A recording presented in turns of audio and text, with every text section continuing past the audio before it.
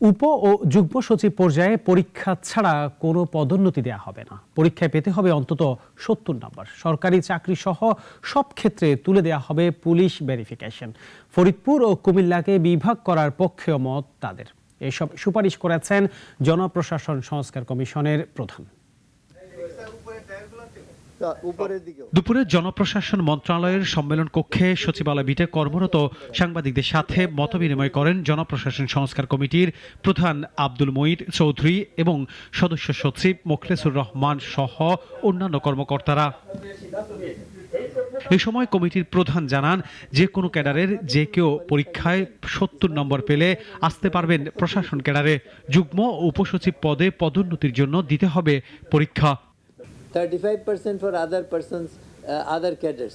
এখন আমরা এখন এইটাকে 50-50 করে দিয়ে আমাদের সুপারিশ, আমি বললাম তো আমরা সুপারিশ অলরেডি করেছি। কাজেই এইটা হওয়ার পরে তারপরে আরেকটা হলো যে আগে ডেপুটি সেক্রেটারিতে যদি কেউ কাস্টমস ক্যাডার থেকে আসলেও সে কোনো সুবিধা পেত না। আমরা বলছি যে পরীক্ষার মাধ্যমে হবে, একই পরীক্ষা হবে, কিন্তু বিসিএস ক্যাডারের তার রিজার্ভেশন আছে, কিন্তু ইন্টারসি সিনিয়রিটিতে কাস্টমস ক্যাডারের বা ইনকাম ট্যাক্সের একজন যদি ফার্স্ট হয় পরীক্ষায়, তাইলে সে ওই ডেপুটি সেক্রেটারি হিসেবে ফার্স্ট থাকবে।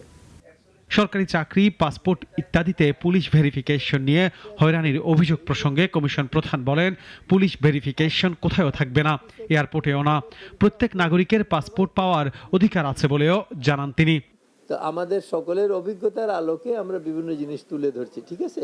এখন এইটা গভর্নমেন্ট ফাইনালি, এই সরকার কি করবেন সেটা সরকারের, আমাদের না।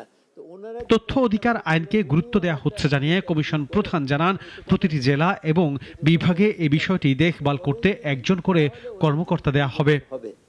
আর যদি আনোয়ার হোসেন, নাগরিক, ঢাকা।